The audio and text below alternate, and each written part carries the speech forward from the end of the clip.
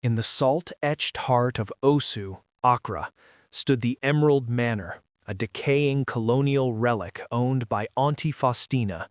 To the public, she was a pious woman draped in expensive kente, her neck adorned with gold that clinked like heavy chains.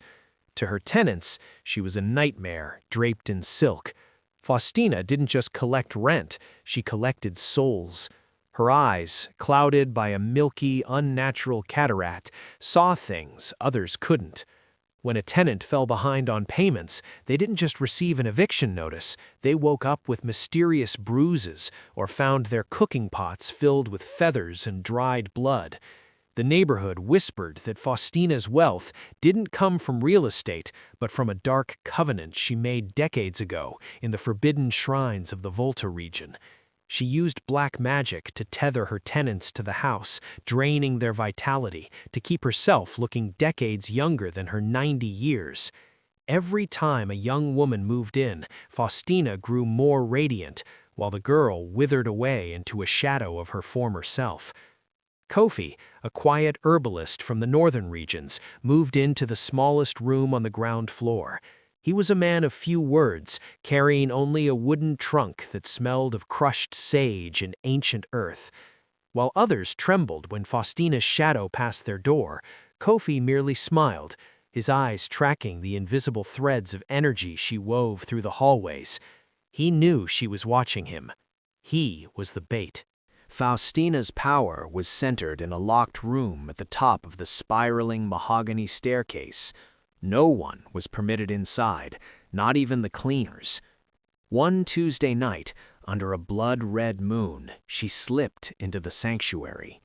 The air inside was thick with the scent of Florida water and burnt tortoise shells. In the center of the room sat a clay pot filled with stagnant water, reflecting the faces of every tenant in the manor. She dipped a gnarled finger into the water, touching Kofi's reflection. "You have a strong spirit," she hissed, her voice sounding like dry leaves skittering on pavement. "A spirit like yours will sustain my beauty for another decade." She began to chant in a dialect so old it predated the city itself. Outside, the wind howled through the neem trees, and the streetlights flickered and died. Downstairs, Kofi sat cross-legged on his floor. He felt the psychic tug on his chest, a cold hook trying to pull his essence upward. He didn't resist. Instead, he opened his trunk and pulled out a small, mirrors-clad doll. For every word Faustina chanted, Kofi whispered a counter-rhythm. He wasn't trying to block her, he was creating a bridge. The air in the manor grew heavy, charged with static electricity. The walls began to bleed a dark, viscous sap. Faustina, sensing an unusually easy harvest, poured more of her own dark energy into the spell. She didn't realize that Kofi wasn't losing his life force. He was feeding her a poisonous reflection of her own malice. By morning, Faustina looked spectacular. Her skin was as smooth as polished mahogany, and her hair was a thick, lustrous black. She walked through the courtyard with a predatory grace, sniffing the air for the scent of Kofi's despair. She expected to find him bedridden, his eyes hollow and his voice a rasp. Instead, she found him in the garden, humming a lively high-life tune while pruning the hibiscus. "Good morning, Auntie," Kofi chirped, bowing low. "You look remarkably rejuvenated today. It's almost as if you found the fountain of youth right here in Osu." Faustina stiffened. The sarcasm in his voice was a needle under her skin. "I am blessed by the heavens, young man. It is a pity you look so vibrant. I expected the Accra humidity to wear you down by now." She stepped closer, her aura flaring with a dark, suffocating heat. "The rent is due tomorrow. I don't accept excuses, only what is owed." Kofi looked her straight in the eye, something no tenant dared to do. "Oh, you will get exactly what is owed to you, Auntie, every single cent, and perhaps a little extra for the hospitality you provide at night." As she turned to leave, a sharp pain shot through her hip. She stumbled, a sensation she hadn't felt in 50 years. She looked down and saw a gray streak in her hair that hadn't been there a moment ago. Panic, cold and sharp, flickered in her chest. The harvest was supposed to be complete. Why was the energy leaking? Faustina retreated to her sanctuary, her breath coming in ragged gasps. She looked into the clay pot, but the water was no longer stagnant. It was boiling. The faces of her tenants were screaming, their mouths wide in silent agony, but their energy was no longer flowing toward her. It was being diverted. She realized then that Kofi wasn't just a tenant, he was a shikome, a spiritual cleaner. But there was something more scandalous. As she peered deeper into the boiling water, she saw a vision of her own past, the secret she had buried beneath the foundation of the Emerald Manor. 50 years ago, she hadn't just made a pact, she had stolen the life of her own twin sister, sealing her body in the walls to anchor the manor's luck. Kofi knew. He had spent his nights pressing his ear to the walls, listening to the muffled cries of the trapped twin. He wasn't just there to survive, he was there to perform an exorcism that would strip Faustina of everything. She grabbed a ritual dagger, her hands shaking. "I will end him," she vowed. "I will bury him beside my sister." But as she reached for the door, she found it wouldn't budge. The mahogany, once her loyal servant, had swollen shut.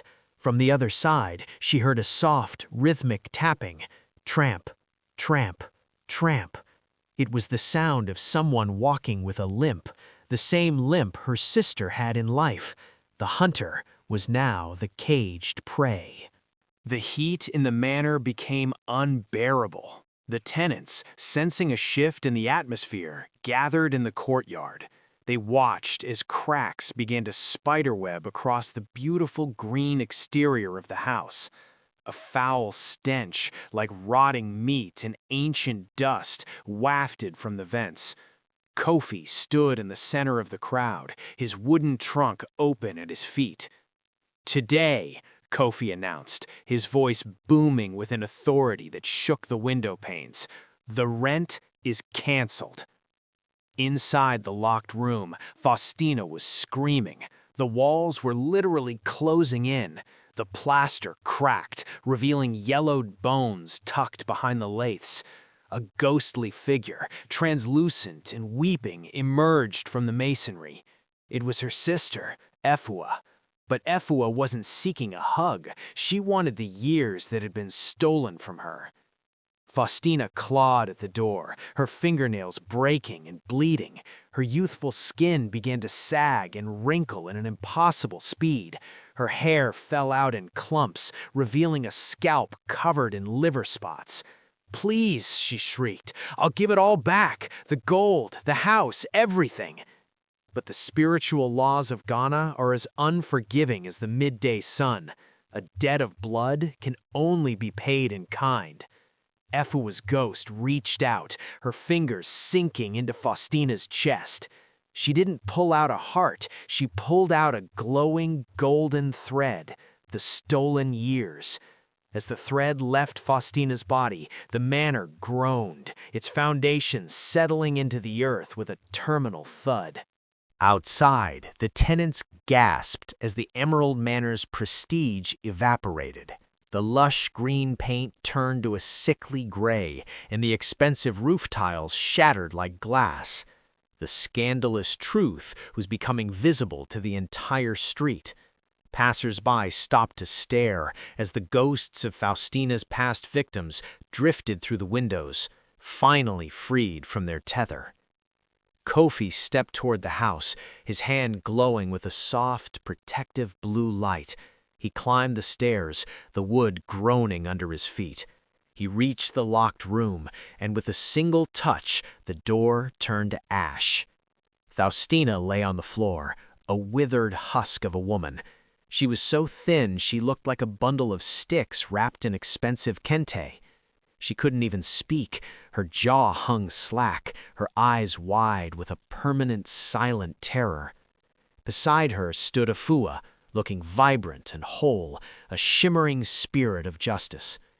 "You use the land to hurt the people," Kofi said, looking down at the fallen landlord. "Now the land will take back what it gave." He reached into his trunk and pulled out a handful of sacred salt, throwing it into the boiling clay pot. The water hissed and evaporated, breaking the final seal of the covenant. The gold on Faustina's neck turned to lead, dragging her head down to the floor. The scandalous wealth she had amassed through dark arts was dissolving into nothingness, leaving her with only the weight of her sins. News of Faustina's downfall spread through Osu faster than a summer fire. People crowded the gates, not with sympathy, but with stories of her cruelty. The pious landlord was revealed to be a graveyard thief. The scandalous details of her rituals, the feathers, the blood, the stolen shadows, became the talk of every chop bar and taxi rank in Accra. The tenants began to reclaim their lives. Those who had been sick suddenly felt a surge of energy. Those who had been broke found coins in old pockets. The curse was lifting, and the manor was no longer a prison. Kofi, however, wasn't finished. He knew that for justice to be complete, Faustina had to face the very people she had oppressed. He didn't kill her, that would be too easy. Instead, he used his herbs to ensure she would stay alive, trapped in her withered body, unable to move or speak, but fully conscious of everything happening around her. He carried her downstairs and sat her in a chair in the courtyard. The tenants lined up, not to strike her, but to look her in the eye and tell her their names. For the first time in 90 years, Faustina had to listen. She had to hear the names of the children she had frightened and the families she had ruined. Each name was a stone added to her burden. She was the landlord of a ruined empire, a prisoner in her own skin. A week passed. The Emerald Manor was now known as the Ghost House, but the atmosphere had changed from one of fear to one of cleansing. Kofi had organized the tenants into a collective. They decided to strip the house of its dark ornaments and turn the grounds into a community garden. Faustina remained in her chair, a living statue of greed. One afternoon, a group of elders from the Ga Traditional Council arrived. They had heard the whispers and came to perform a spiritual audit. They walked through the rooms, nodding as Kofi explained the mechanics of the entrapment he had broken. "You have done a great service, young man," the head priest said, shaking Kofi's hand. "This woman violated the most sacred laws of hospitality. In our land, a landlord is a guardian, not a predator." The elders decided that the land would be officially stripped from her name. The scandalous ownership deed, which he had signed in blood, was burned in a ceremonial fire. According to the old laws, since she had no legitimate heirs and had murdered her only kin, the property reverted to the community. Faustina watched, her eyes darting wildly as her precious deed turned to gray flakes. She tried to scream, but only a dry wheeze escaped her throat. Her goals of eternal youth and infinite wealth had met the ultimate wall, the collective will of the ancestors. She was a footnote in the history of Osu, a cautionary tale told to children. As the sun set over the Gulf of Guinea, painting the sky in shades of bruised purple and gold, Kofi prepared the final ritual. He needed to lay Efua's spirit to rest. He gathered the tenants one last time. They stood in a circle around the spot in the wall where her bones had been hidden. "We do not forget the pain," Kofi said, his voice soft but firm. "But we do not let it define this soil anymore." He carefully removed the remains, wrapping them in white calico. As he did, a cool breeze swept through the manor, carrying away the last of the stagnant scent. Efua's spirit appeared for a final moment, smiling at the tenants. She looked at her sister one last time, not with hatred, but with a profound, chilling pity. Then she vanished into the light. The moment she left, the physical structure of the manor began to crumble. The heavy mahogany beams snapped like toothpicks. The tenants scrambled back as the upper floor collapsed into the courtyard, narrowly missing Faustina's chair. Dust clouded the air, turning the scene into a gray ghost world.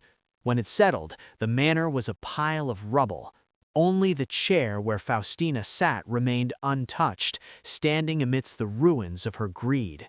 She was now a landlord of nothing but dust and broken glass. Kofi approached her, his work finished. He had achieved his goal. The parasite was removed, and the land was free. Weeks later, the story of Faustina had become a legend in the Makola market. "Did you hear?" the cloth sellers would whisper. "The woman who traded her sister for gold is now a stone in Osu." The scandal was so juicy it replaced all other gossip. People traveled from as far as Kumasi just to catch a glimpse of the withered witch of Accra. Kofi had disappeared as quietly as he had arrived. Some said he went back to the north. Others claimed he was now a spiritual consultant for the wealthy in East Legon, ensuring their homes were built on clean foundations. But his legacy remained in the garden that now grew where the Emerald Manor once stood. The vegetables grown there were said to be the sweetest in all of Ghana.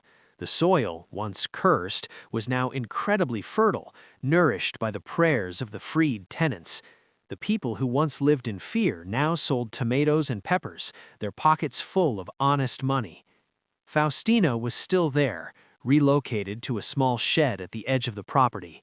The community fed her and kept her clean, out of a sense of duty rather than love. She was a living museum of what happens when one uses black magic to cheat the natural order. She was the match that finally met its fire, a landlord who ended up owning nothing but the air she breathed.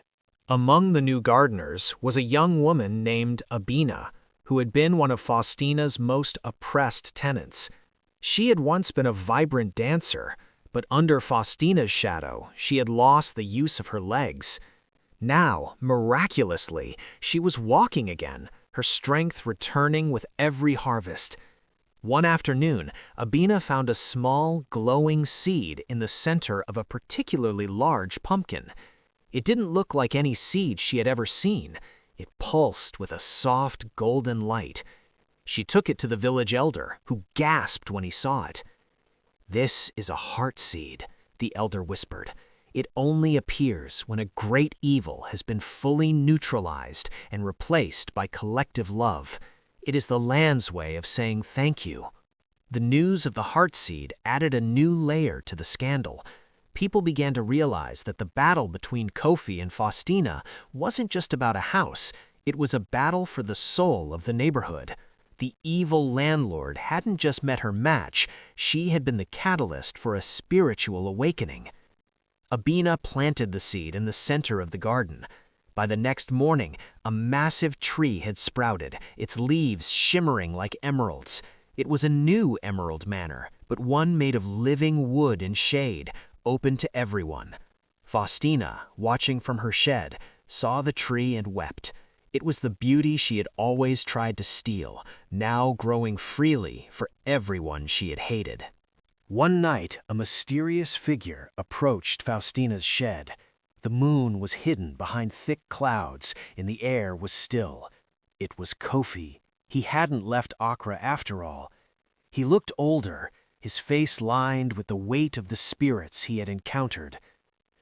"I came to see if you've learned, Auntie," he said, his voice a low vibration in the small space. Faustina's eyes darted to him. She couldn't move, but the intensity of her gaze spoke volumes. She was still full of rage. She still blamed him for her downfall. Kofi sighed. "You think I took your power. I didn't. I only turned the mirror toward you. You were consumed by your own reflection." He reached out and touched her forehead. For a brief second, Faustina saw what he saw, a world where energy flowed in circles, where greed was a dead-end street, and where her sister was finally happy. The vision was too much for her. The sheer scale of her wasted life crashed down on her. For the first time, the rage in her eyes softened into a profound, soul-shattering regret. A single tear rolled down her withered cheek. "Good," Kofi whispered. "Now you can begin to pay the real debt." He turned and walked into the night, disappearing into the shadows of the emerald tree. He had achieved the final goal, not just the physical defeat of a landlord, but the cracking of a frozen heart. The story takes an even more scandalous turn when a famous journalist, known for uncovering the hidden truths of the city, decided to investigate the history of the land. He found that Faustina hadn't acted alone. Decades ago, she had a silent partner, a man who had provided her with the original dark charms in exchange for a percentage of the life force she harvested. This man was still alive, living as a respected traditional healer in the heart of the city. The scandal threatened to blow the lid off a secret network of dark practitioners who preyed on the vulnerable. The community was outraged. They realized that Faustina was just one branch of a much larger, poisoned tree. But the garden was now a sanctuary. When the healer tried to enter the gates to reclaim Faustina's assets, the emerald tree began to shake. Its roots surged out of the ground, forming a barrier that no one with ill intent could pass. The community stood behind the roots, led by Abina. They didn't need black magic to fight back. They had the protection of the land itself. The healer was forced to flee, his reputation in tatters and his dark charms rendered useless against the purity of the garden. The victory was complete. The evil landlord had not only met her match in Kofi, but had triggered a revolution that cleaned the entire neighborhood of its spiritual parasites. As months turned into a year, Faustina's physical form began to change. She wasn't dying, she was merging. Her skin began to take on the texture of bark, and her limbs stiffened into the shape of branches. The community watched in awe as the former landlord literally turned into a tree. Not a beautiful one like the emerald tree, but a gnarled, thorny bush at the edge of the property. She became a living boundary, a reminder of the consequences of greed. Her thorns were sharp, protecting the garden from stray dogs and thieves, serving the community in a way she never did in life. It was a scandalous end for a woman who once prided herself on her silk dresses and gold jewelry. Abina would often sit by the thorny bush, talking to it. "You see, Auntie? You're finally useful," she would say, pruning a dead twig. The story of the evil landlord became a staple of Ghanaian folklore. It was told in schools and markets as a warning. The goal was achieved. The tenants were homeowners, the spirits were at peace, and the land was restored. The scandalous secrets of the Emerald Manor were buried under layers of green leaves and honest laughter. Kofi's mission was a total success, proving that even the darkest magic is no match for a heart that seeks only balance and justice. Today, if you walk through the streets of Osu, you might find a lush, green space where the air feels 5 degrees cooler than the rest of the city. There is no manor there, only a magnificent tree that glows softly at night. The people who live around it are prosperous, healthy, and kind. They don't pay rent to a person, they contribute to the community fund, which ensures that no one in the neighborhood ever goes hungry. Faustina, the gnarled bush, still stands guard. Some say on quiet nights you can hear a faint sigh coming from the thorns, a sound of peace finally found. The scandal has faded into a legacy of community strength. Kofi's name is rarely mentioned, but his presence is felt in the way the wind moves through the leaves. He taught them that the real magic wasn't in the clay pots or the ritual daggers, but in the courage to stand up and say, "No more." The evil landlord met her match not in a greater evil, but in a simple man with a trunk full of herbs and a sister's ghost who wanted to go home. The Emerald Garden stands as a testament to the fact that in the heart of Accra, justice, much like the hibiscus, always finds a way to bloom, no matter how much salt is thrown on the soil. The story was complete.